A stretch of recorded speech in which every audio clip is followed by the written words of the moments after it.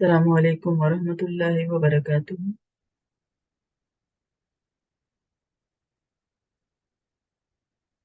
وعلیکم السلام ورحمۃ اللہ وبرکاتہ۔ کیا حال ہے آپ سب کے؟ اللہ کا شکر ہے مجھے۔ الحمدللہ۔ شروع کرتے ہیں۔ نحمدہ و نصلی علی رسولہ الکریم، اما بعد، اعوذ باللہ من الشیطان الرجیم، بسم اللہ الرحمن الرحیم۔ رب اشرح لی صدری ویسر لی امری واحلل عقدۃ من لسانی یفقہوا قولی۔ رب زدنی علما، اللہم فقہنا فی الدین، آمین یا رب العالمین۔ اللهم صل على محمد وعلى آل محمد كما صليت على إبراهيم وعلى آل إبراهيم إنك حميد مجيد۔ اللهم بارك على محمد وعلى آل محمد كما باركت على إبراهيم وعلى آل إبراهيم إنك حميد مجيد۔ ضرورتوں کے اجمالی جائزہ لینے والے سلسلے میں ہم آج سورۃ المؤمنون کریں گے انشاءاللہ۔ سورۃ المؤمنون 23rd سورہ ہے مصحف میں۔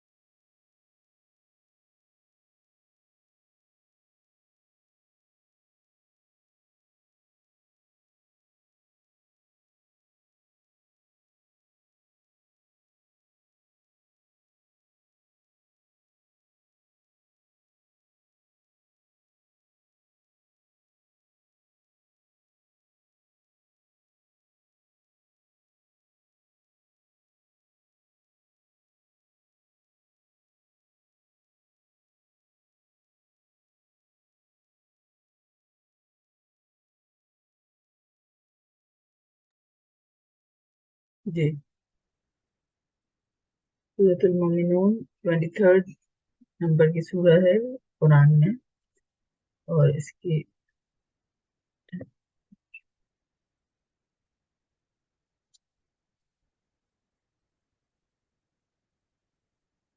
اسکرین شیئر ہو رہا ہے آپ کے پاس؟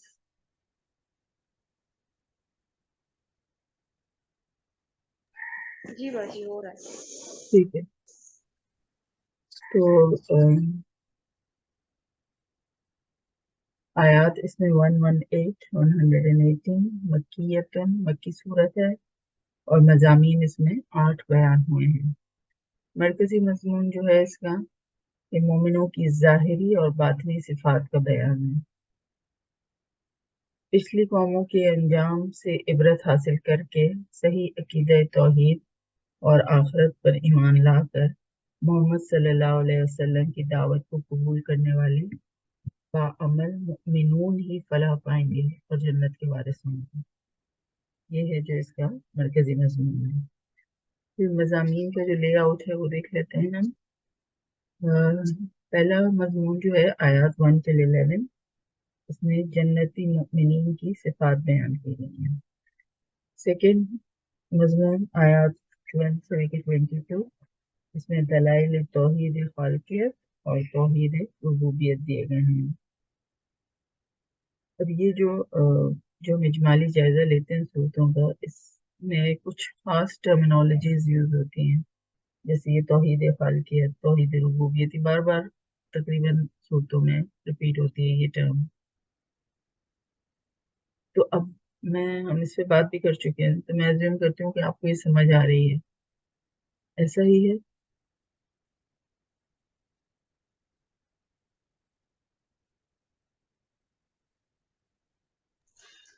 باجی وہ آواز کٹ گئی تھی آپ کی، اچھا، کہاں تک سنا پتہ آپ نہیں نے؟ باقی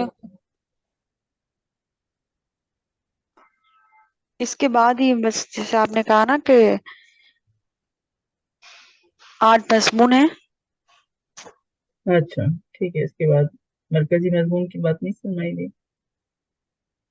नहीं, ये जो लास्ट नहीं सुनाई दी। मरकजी मजमून तो सुन लिया था, इसके बाद जो अभी आपने जो लास्ट बात की ना। ओके ठीक है, मज़ामीन का जो लेआउट मैं बता रही थी, उसमें जो पहला मजमून मैंने कहा कि आयत 1 से 11 इसमें जन्नती मोमिनीन की सिफात है। ये भी सुन लिया था, सेकंड का भी सुन लिया था। सेकंड आयत जो है वो सेकंड मजमून जो इसकी आयत 12 से 22, इसमें दलाइल तौहीद खालकियत और तौहीद रुबूबियत दिए गए हैं। मैं ये पूछ रही थी आप लोगों से कि ये जो हम इजमाली जायजा ले रहे हैं सूरतों का, इजमाली जायजा मीन्स एक ओवरव्यू, ठीक है, एक सरसरी जायजा हम ले रहे हैं, डिटेल में हम नहीं जा रहे हैं। तो समझें कि एक लेआउट पूरी सूरत का हम देख लेते हैं, है ना। तो उसमें ये टर्म्स जो हैं जैसे तौहीद खालकियत, तौहीद रुबूबियत, ये काफी फ्रिक्वेंटली आ रही हैं, ऐसा ही है। तो और हम इस पे बात भी कर चुके हैं। तो मैं ये पूछ रही थी कि आप लोगों को ये समझ आ रही है ना, तौहीद खालकियत क्या मतलब हुआ।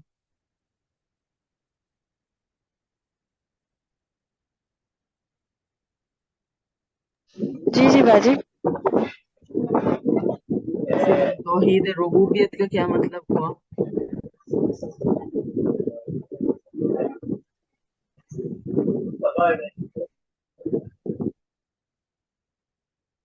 तौहीद का लफ्ज अल्हम्दुलिल्लाह हमारे लिए कोई नया नहीं है, हम सब जानते हैं उसे, ठीक है। हाँ, वो जैसे ऐसे कहना पैदा करने वाला एक है, हाँ, तौहीद का, तौहीद खालकियत का। खालकियत ये तख्लीक से है, कि हम्म। तख्लीक करने वाला एक खाल अल्लाह ही है, हाँ, खालिक। जी। और रुबूबियत रबूबियत से रब हो गया। रब, हाँ, कि रब जो है वो एक ही है, सही है। ऐसे ही मैं यही क्योंकि मैं सिर्फ पढ़ते हुए आगे चली गई, तो मैंने कहा ऐसा तो नहीं कि किसी के जहन इसी में उलझाओ कि ये है क्या, और दो कि हम पहले भी बात कर चुके हैं, ठीक है। तो मैं सिर्फ आपको उनसे यही कंफर्म कर रही थी कि ये टर्मिनोलॉजीज अब आपके लिए आसान हो गई है, मतलब समझ सकते हैं आप उसको। थर्ड मजमून जो है वो आयात 23 से 31, इसमें कौम नूह अलैहिस्सलाम का अंजाम बताया गया है।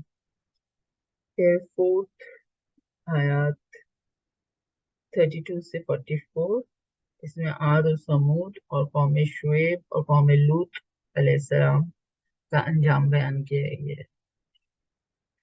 तो फिफ्थ मजमून जो है वो आयात 45 से 69, इसमें फिरौन का अंजाम बयान किया गया है। सिक्स मजमून आयात 70 से 77, इसमें रसूलुल्लाह सल्लल्लाहु अलैहि वसल्लम पर एतराज़ात के जवाबात और मुशरिकीन मक्का को दावत इस्लाम दी गई है। सेवेंथ मजमून जो है वो आयात 78 से 92, इसमें दलाइल तौहीद और आखिरत। फिर आठवां मजमून जो है वो आयात 93 से 118, और इसमें आदाब दावत और तबलीग बताए गए हैं, सही।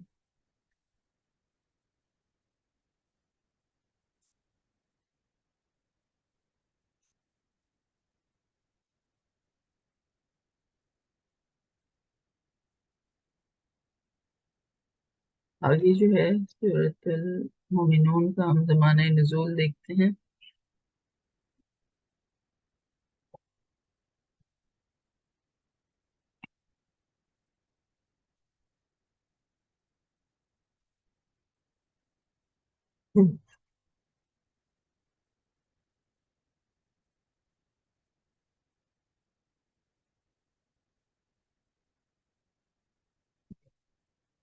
सूरतुल मोमिनून मक्की सूरत है। तो सूरतुल फुरकान के साथ, सूरतुल फुरकान जो है वो आगे चलकर आएगी सूरत। तो ये सूरत सूरतुल मोमिनून सूरतुल फुरकान के साथ गालिबन सेवेंथ नबी में, नबूवत के 7वें साल, कहत के ज़माने में, जब कहत अ, पड़ा था मक्के में, रसूलुल्लाह सल्लल्लाहु अलैहि वसल्लम के क़याम मक्का के तीसरे दौर में, यानी जो 6 से लेके 10th नबवी तक मुश्तमिल था, उसमें हजरत उमर रदियल्लाहु ताला अन्हु के कबूल इस्लाम के बाद नाजिल हुई। हजरत उमर रदियल्लाहु ताला अन्हु ने जो इस्लाम कबूल किया था वो जुल्हज 6 नबवी में था, ٹھیک ہے. تو یہ وہ ٹائم تھا جب آپ صلی اللہ علیہ وسلم پر مجنون ہونے کا الزام عائد کیا گیا تھا، اور ہم دیکھیں گے کہ آیت 70 میں یہ بیان بھی ہمیں ملتا ہے. اور یہی جنون کا الزام جو ہے وہ حضرت نوح علیہ السلام پر بھی ان کی قوم نے عائد کیا تھا. یہی ہمیں یہاں پہ آیت 25 میں بھی بتایا گیا. تو جو آخری آیت ہے اس سورت کی 118، اس میں رحم کی دعا مانگی گئی ہے کہ اللہ تعالیٰ جو ہے وہ قریش مکہ کو ہلاک نہ کرے.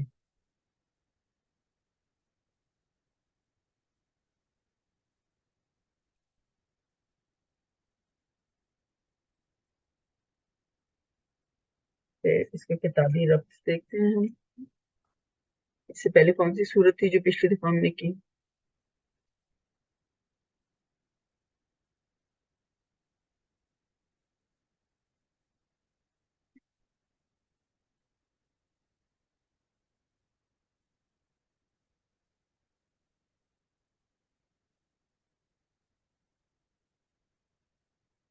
کیا آپ لوگوں تک آواز آ رہی ہے؟ بس کٹ جاتی ہے بار بار، پتہ نہیں، میں سمجھ رہی ہوں شاید میرے فون میں زیادہ ہے. سب کے پاس پرابلم ہو رہی ہے. جی باجی میرے پاس بھی کٹ رہی ہے آپ کی آواز. کوشش کرتی ہوں کہ بہتر ہو جائے.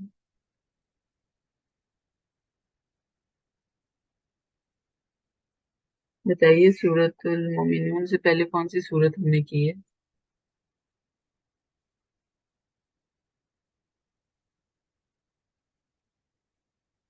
سورہ حج تھی. جی. اور سورت المومنون کے بعد مصحف میں کون سی سورت ہے؟ سورہ فرقان ہوگی. اچھا سورہ نور ہے. سورہ نور. ٹھیک ہے. تو سورت الحج جو ہم نے پچھلی دفعہ کی تھی، اس میں ہم نے دیکھا تھا کہ اللہ کی طرف سے مظلوموں کو جہاد کی اجازت دی گئی تھی، کہ جن پر ظلم کیا گیا ہے ان سے کہا تھا کہ اب آپ جو ہے وہ، اگر آپ پر کوئی ظلم کرتا ہے تو آپ سامنے سے اپنا دفاع کر سکتے ہیں. ٹھیک ہے. یہاں سورت المومنون میں ظالموں کو بتایا گیا کہ نجات کا راستہ ایمان اور عمل صالح ہے، تاکہ وہ اللہ کے عذاب سے بچ سکیں. ٹھیک ہے. سورت المومنون میں ہی مسلمانوں سے ایمان کے بعد اخلاقی، عباداتی اور مالی جامع اعمال صالحہ کا مطالبہ ہے، اور یہ سارے کیا ہیں؟ یہ انفرادی اہمیت کے حامل ہیں. ٹھیک ہے.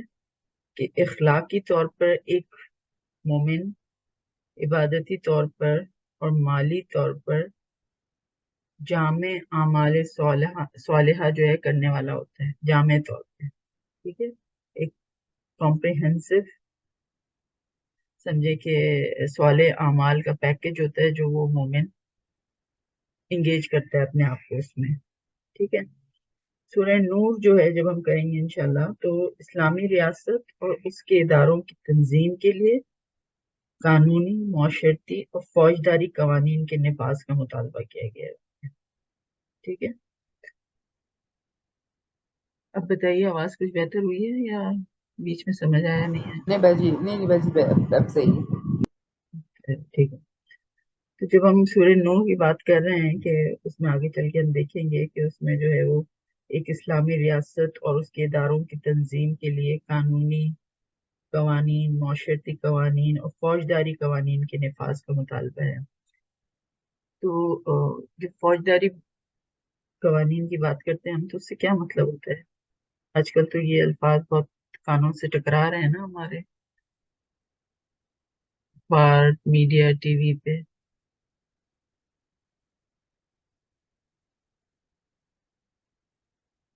فوجداری قوانین کیا ہوتے ہیں یہ بتائیے. سب کچھ آرمی والوں نے اپنے کنٹرول میں لیا ہوا ہے، یا اپنے وہ سارے اپنے جو ان کے ہوتے ہیں وہ سب ہم لوگوں فیصلے نافذ ہوتے ہیں نا، وہ سارے فیصلے کرتے ہیں. ہم لوگوں پہ سارے فیصلے کر رہے ہیں. فوجداری قوانین جو ہے اس سے ایکچولی معنی یہ ہوتا ہے کہ وہ قوانین جس کے مطابق قتل، چوری، ڈکیتی اور دوسرے سنگین جرائم کے مجرموں کو سزا دی جائے۔ فوجداری قوانین سے مراد وہ نہیں ہے جو آپ لوگ سمجھے ہیں، ٹھیک ہے؟ کرمنل لاز سمجھ آئی؟ جی بات ہاں، فوجداری قوانین مینس کہ جو کرمنل سے ڈیل کرنے کے لیے جو قوانین بنائے جاتے ہیں وہ کیا ہے، صحیح ہے؟ تو یہ سارے ہمیں جو ہے سورہ نور میں پھر ہم اس کے بارے میں اور زیادہ ڈیٹیل میں دیکھیں گے۔ سورۃ المومنون پہ واپس آ جائیے، اہم نکات دیکھتے ہیں، اس کے جو کی پوائنٹس ہیں۔ سب سے پہلا یہ کہ فلاح کے لیے 2 شرائط کا ذکر کیا گیا ہے، اور وہ 2 شرائط کیا ہیں؟ ایمان اور عمل صالح۔ جو یہ کنڈیشنز پوری کرے گا تو وہ تو فلاح پا گیا، ٹھیک ہے؟ اور قرآن کی یہ جو سورۃ المومنون ہے، اس کا آغاز ہی کیسے ہوتا ہے؟ قد افلح المؤمنون، تحقیق مومن فلاح پا گئے۔ ابھی تو حساب کتاب ہوا نہیں ہے، اب تو قیامت آئی نہیں ہے، حشر کا میدان سیٹ اپ ہوا نہیں ہے، تو کیسے بتا دیا کہ مومن فلاح پا گئے؟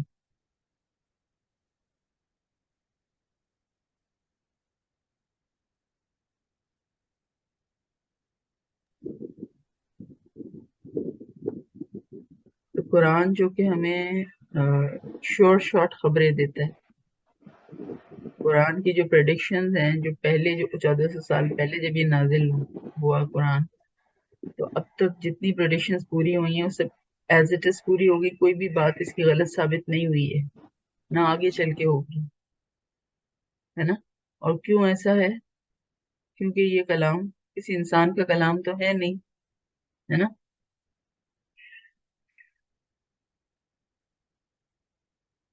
تو قرآن جب فیوچر کی خبریں دیتا ہے، اور جب یہ آخر سے ریلیٹڈ، تو وہاں پر جو ہے یہ ماضی کا صیغہ استعمال کرتا ہے۔ اگر یہ افلاح پہ دیکھیں، اگر ہم گرامیٹیکل انالیسس کریں، افلاح کیا ہے؟ ماضی ہے، مضارع ہے؟ ماضی ہے نا، باب ماضی فعل ہے، تو ہاں، باب فعل کا ہے، جی۔ افلاح تو قرآن جو ہے وہ ماضی کا صیغہ کیوں استعمال کرتا ہے فیوچر کی خبریں دینے کے لیے؟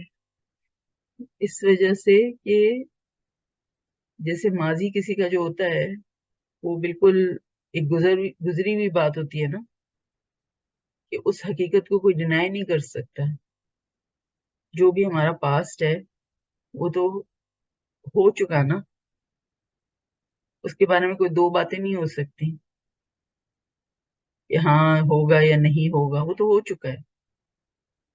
تو قرآن بھی جو ہے فیوچر کی باتیں اتنی شور اور اس کے لیے ماضی کا صیغہ اس لیے جلایا جاتا ہے کہ بالکل ایسے جیسے کہ ایک چیز ہو چکی ہو، although کہ ابھی ہونی ہے، لیکن ماضی کا صیغہ لا کر اس کو شارٹ کرا دیا ہے کہ ایسا ہی ہوگا جیسے کہ ہو چکا۔ مومن جو ہے وہ فلاح پا چکے ہیں، اور پھر آگے جو ہے وہ کنڈیشنز بتائی گئی کہ وہ کیا کیا کرنے والے ہوں گے تو فلاح پائیں گے۔ اور یہ بھی بات ہم بہت دفعہ کر چکے ہیں، جب قرآن فلاح کی بات کرتا ہے تو اس سے کیا مطلب ہوتا ہے؟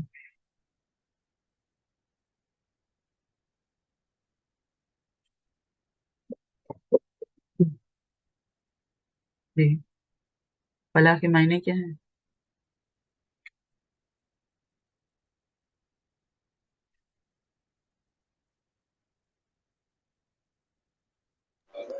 کامیابی میں بھی سوال آتا ہے نا کہ جی، فلاح کو کامیابی،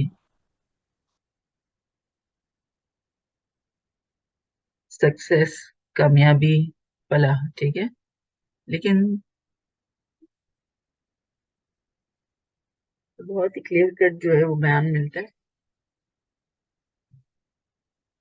کوٹ کی پوائنٹ کہ آخرت اور انکار آخرت کے سلسلے میں قریش کے رویے بھی بیان کیے گئے ہیں۔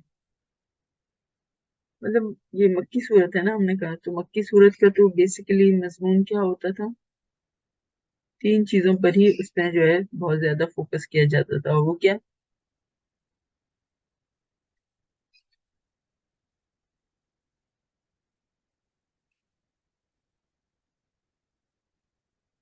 मक्की सूरतों में हमें बेसिकली